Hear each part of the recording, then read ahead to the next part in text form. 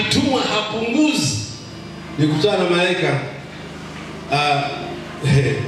tulimwomba Mungu, niko rumande kabla sijahukumiwa adhabu ya kifo. Sasa tumefunga, tumeomba, akatokea malaika. Na jamaa yangu nilikuwa jambazi lakini nimeokoka sasa na nalipwa. Yule mtu akatusali ni telephone, manake Mungu ni mkuu na nini, amina. Malaika akasema okay, mimi Gabriel nisimamaye pale kwenye kiti cha enzi, nimeleta ujumbe. Wilbert anamwambia huyu mwenza, afu huyu ndio alikuwa jambazi mpaka akapeleka watu, ila sasa katubu. Ila sasa ukitubu dhambi zote zinafutwa, afu Mungu akumbukaje, anamuita mtu mtakatifu. Ambia Wilbert, kama kuna nyumba imekufungia imeamriwa sasa ifungulie. Kama umefungwa kwa pingu zozote zimefunguka. Kama kesi imefutwa, uondoke nyumbani kwenu ukanihubiri katika kijiji chenu. Nikaona mbona mimi anitaji, nikawahi hapa. Nikasema sasa mimi vipi, mbona tuko pamoja, ujue kesi yetu moja. Eti kama vile hajui eti namjulisha. Akasema 40 from Kristo. Nikasema nini hiyo maana? Akasema unavyoniona mimi ni mkamilifu na mtimilifu. Ninachokisema ndio Baba Jehova alichokisema. Na ninachokifanya ndicho nilichotumwa kukifanya. Ila ninachojua kwamba Mungu anakupenda. Yesu anakupenda. Amina. Wewe sasa kabla Wilbert tuende salama, mimi kimya, akaondoka. Nikaona katokea mwingine anasema ndio ananiambia mimi na Mungu anakupenda. Sasa unasikia nikuulize maswali, ndio maisha yako namna gani? Unampenda Mungu? Nikasema hayo umepata. Unampenda Yesu? Nikasema hayo umepata. Lakini Yesu alipokufa siku 3 hivi alikwenda kuzimu, kwenda kuhubiri. Sasa na wewe ukitumwa kuzimu ukahubiri uko tayari? Nikasema Nikafikiri kwenda sehemu nikahubiri labda kwa wachawi na nini. Kumbe na kwenda kuhukumiwa kifo huko. Nikahubiri watu walikuwa huko waliohukumiwa kifo. Nilikuwa sielewi. Nikafurahi pamoja naye, mwenzangu anaachiwa, mimi nikahukumiwa kifo. Nikaanza kuwa wasiwasi. Huyu malaika mbona wote tumemwona wote, ingawa nimemwona mwingine. Sasa hii unakuhubiri wapi kumbe namna hii? Ili napiga magoti siku ile naona upendo ambao wasema huko ndio kuzimu nikochagua, nenda kahubiri hapo utatoka. Bwana asifiwe sana. Amen. Na kweli kule nilikuwa kama malaika, nahubiri watu habari njema, na kweli watu wakatoka wengi tu, tukatoka nao wengine wengi tu, na wale walioamini hakuna aliyekwenda kunyongwa kwa kweli. Mmoja tu namkumbuka, mmoja tu ambaye yeye alikosea kitu kimoja. Kabla hajaamini alimwandikia barua rais. Akasema mimi bwana nimeshukuru. Sasa nimechoka ukajea. Ukitaka ninyonge, ukitaka niachie, na ukiacha mimi unaniogopa. Ukiniacha hai. Eti kapeleka kwa rais. Wewe bwana sema niachieni, nimeamua. Kavuta bange lake nikamwamua hizo. Baadaye nimeshakwenda ile barua ikaja tume. Bwana ni kweli maana wewe umesema utaki usitaki kuishi. Awa niachie, mwambie ni rais wewe. Mimi simuogopa. Haya bwana ni kweli. Ghafla usiku akaona katika ndoto Yesu akamwambia, sasa huku unakotaka kufa na vile vile hufiki kwa sababu hujaniamini mimi, itakuwaje? Akasita uokoke kama unavyomwona Kristo. Aliambiwa hivyo. Alipo asubuhi keshafika, nataka nimpokee Yesu sasa hivi. Akampokea Yesu, lakini katika kumpokea kwake Bwana Yesu na barua yake tayari rais kisha saini anatakiwa kunyongwa.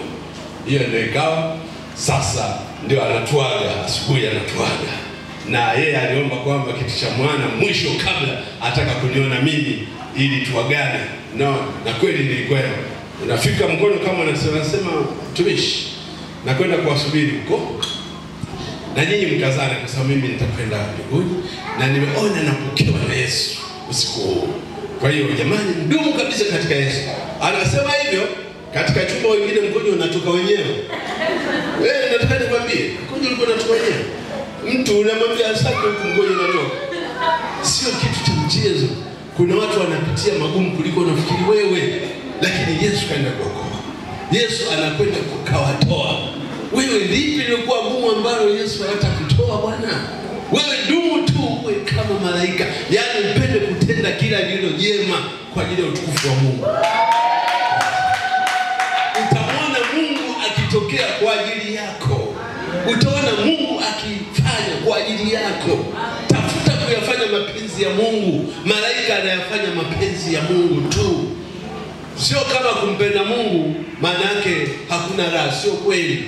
Bado tunaruhusiwa kujenga manyumba mazuri na Mungu anatuwezesha kuwa nayo.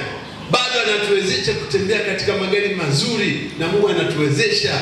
Hata basikeli tunaweza kupata nzuri kutokana na ulipo. Hata Mungu anayatengeneza. Sio tunakalia mazoea. Hamna ukalia mazoea. Mnakaa katika neno, ndio katiba yenu.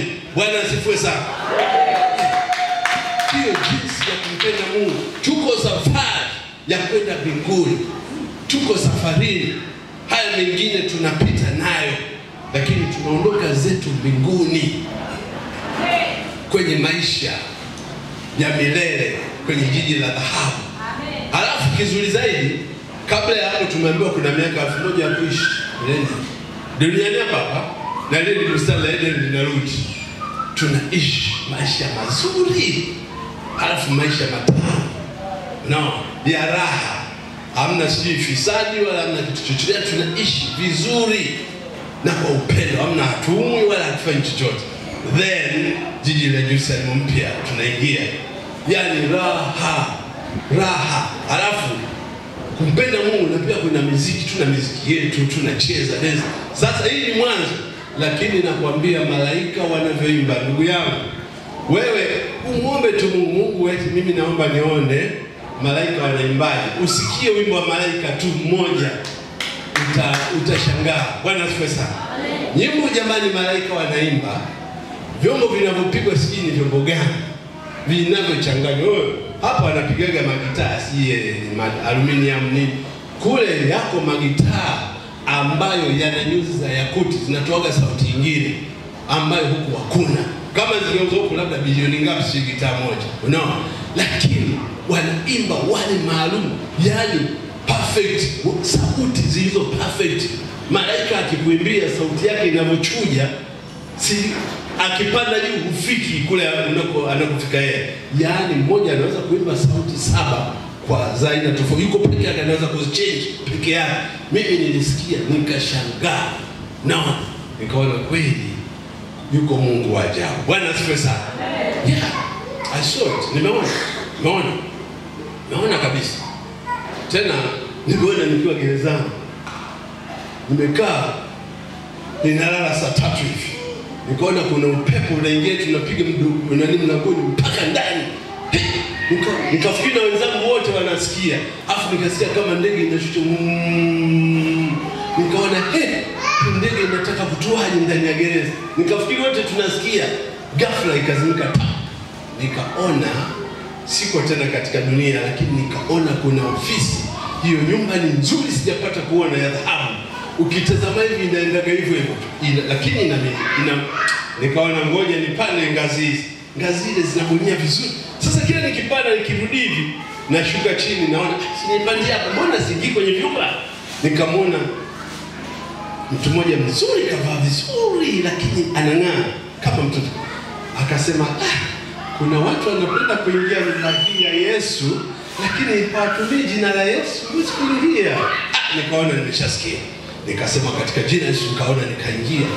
Hiyo sasa sio sitting room yake, ni ukumbi wa ajabu. Hafu na vitu vyote nisivyovijua tu vizuri. Hafu nikaanza kusikia muziki. Mmoja anaimba lakini kuna magitaa, vyombo vinaimba. Hafu nikaona vitabu vikubwa vinaandika adhabu mbalimbali za dunia. Wanaokajera sana wanakaa majina. Nikaenda pale nikaangalia. Nikacheki nikaona kuna jina langu. Yaani hapa kumbe nikayapa. Nikaona kumbe ngoja nikikuta jina langu nitafuta. Mimi hapana kutoka kwa sana. Kitabu kile kidani kinafunguka taa. Nikaanza kuona nchi zinazopata shida, njaa, Ethiopia. Nikaona sababu hawamwamini Yesu kwa muda mrefu, wanaamini dini zingine hazisowasaidia. Nikaona Japani matetemeko mengi kwa sababu wanaweka miungu mingi, ndio maana hawamwamini Yesu. Na nikaona nikacheki Crispin hapa. Nikaona jina langu, ngoja sasa nafanyaje? Nikaanza kuhangaika na tafuta nifuta haifutiki vizuri. Taa inawaka blue ya watu watakao kaa muda mrefu kwa shida. Nikasema Yesu, naomba kitu hicho kisiwepo. Nikaondoka nikijua, nikaambiwa usiwe na hofu, utatoka. Lakini muziki wake nimekaa kweli, lakini nimetoka. Maana miaka 34 sio mchezo. Bwana asifiwe sana. Lakini nimetoka na nguvu, niko fit. Vizuri. Mungu ananilinda. Bwana asifiwe sana. Lakini kule nilikuwa kama malaika, napeleka taarifa njema kwa wale waliokumwa kifo. Yaani kama mimi vile sina adhabu hiyo, na watia moyo. Utaachiwa. Mwingine namuombea afya, anachua kweli kufahamika niacha. Namuombea huyu anaondoka, mimi basi nitakuja kukuona, ingawa hawaji wengine. Hivyo. Lakini baadaye unamuombea mtu anakwambia, yaani wewe nitakuletea sabuni, nitaweka hela hapo zikusaidie. Hamna, kaondoka. Mwingine, baba msiwezi kunena, maana tumefunga wote, kila kitu kaondoka. Lakini mimi na vitu ambavyo ngoje wakati wako na utakwenda. Bwana asifiwe sana. Jamani, ngoje wakati wako. Amen. Na tena wakati wako umefika. Wakati wako umefika. Neno kama hili, amen, barikiwe sana. Neno kama hili ukilisikia, maana yake wakati wako umefika. Yes. Manake wakati wako umefika. Uwe kama malaika. Malaika ni mnyenyekevu. Malaika habishi. Mtumishi akikwambia hivi, malaika utaona mahali katika Biblia nzima malaika anabishana na Mungu wao na kujihoji. Utakuta alikwenda. Yaani akitumwa malaika, yeye ni kuondoka. Jibu lake ni kuondoka. Hana maelezo mengine. Siji kama wanasemaga na Mungu wapi. Kwa sababu akiambiwa hivi na hivi, ni hivyo. Hamna kingine. Hivi ni hivyo. Ni kuondoka tu. Hapa ni hivyo. No, hakuna malalamishi, utii na unyenyekevu. Bwana Yesu. Sasa tunatangaza tufunge kwa lakini mwenyewe yule anafungaga kweli. Kwanza naanza. Huyu aliyosema, wewe unaangalia afya yake kweli anafungaga. Siku moja mimi nimekuja nimemkuta asubuhi anakunywa chai. Siku ile ilikuwa ya kufunga. Hujui labda afya yake ilikuwaje. Labda alifunga hata kabla ya wewe sana. Kuna kitu kingine unaanza kujadiliana sana. Bwana tuengine. Hata dada kufunga mchungaji afungi. Wala hajakuona wewe mfanyia hajui. Ila akakuona hivi. No. Fast for you, asifunga kwa ajili yako. Sikiliza. Hafu uone kitakachotokea. Bwana asifiwe sana. Kwa sababu baraka zako zitakapokuja ni za kwako wewe. Wala sio zake pia mchungaji, na za kwako wewe. Yeye ana sehemu yake katika kutenda, wewe una sehemu yako katika kutenda. Amen. Bwana asifiwe sana. Amen. Sasa hivi na mchungaji karibu atakuwa na riasa. Naam. Amen. Sasa tusikie.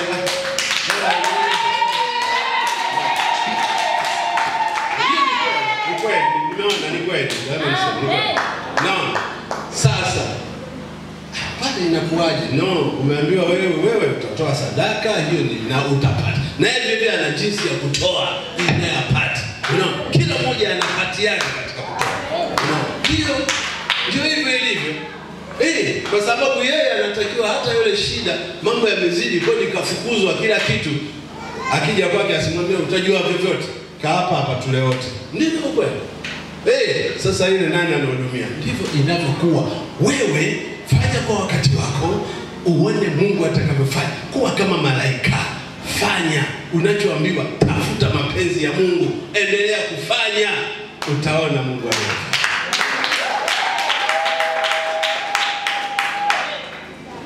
Bwana apewe sifa. Amen.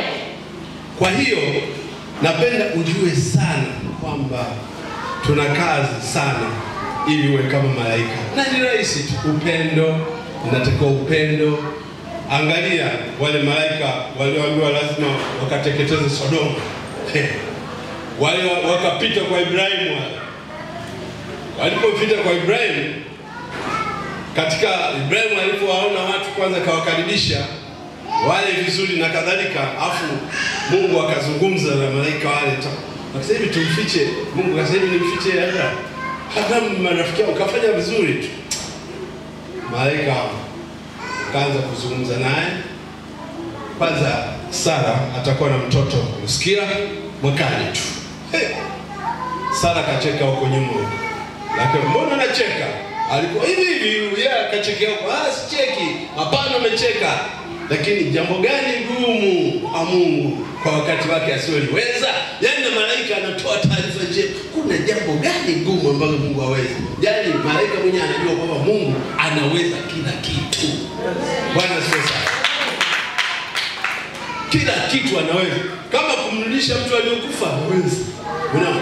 Kama kurudisha hiyo ipo. Hiyo nimeona kabisa. Tulikuwa tumelala katika chumba, sio ndoto. Mtu mmoja akaanza kulia, anatetemeka. Nikiwa kisanaye kisamehe. Pigeni kogeni mlango waje askari wampeleke kwa daktari huko. Yule mtu kachukuliwa kwa daktari, kesho kafa saa 6. Ikapita siku moja, mwingine yuko hapo na yeye nikaona hii sasa watakufuata. Nikaenda katika jina, naona kimya, katika jina la Yesu. Kamka, unaona? Kamka. Kawa mzima. Nikaona kumbe hata yule wa mwanzo ningesema katika jina la Yesu ungepona, unaona? Kwa hiyo wewe ndio mtu wa kuokoa. Wewe ndio mtu wa kutetea watu kwa ajili unalo jina lishindalo majina yote, kila kitu. Ila wewe mwenyewe unajidharau kwamba mimi. Wewe nakwambia usijidharau. Amen. Wewe kama yule nani? Kuna katoto kamoja kanaitwa Upendo. Nimekakuta yaani kenyewe kanajiamini hivyo kama vile karibu. Unaona? Sasa akilelewa kwa namna hiyo atakuwa wa ajabu. Kanajiamini hivyo. Kuimba kanajitahidi, kanataka kaimbe. Fanya hivi, unaona? Yaani ndivyo ilivyo. Wewe kuwa katika Mungu tu, jiamini. Mtu anaumwa hapo ndio jamani. Ngoja nimuombe. Wewe muombe tu pale. Alafu twende pale kanisani kwako. Yote mazuri tu. Uone hapa anaweza kuanza kufanya kazi kwa hapo akasema, "Ndio, yule mgonjwa yani kapata nafuu leo kalala." Sema, "Yes, unapata nguvu." Kwa sababu nini? Kila chombo mtawekia mikono wagonjwa, wewe umekiamini afu unakifanya, utakuwa unatokea. Lakini wewe useme, "Ile mtu mwingine sio mimi." Hiyo. Je, nimempa dawa? Dawa amekunywa lakini alafu ajitahidi kula.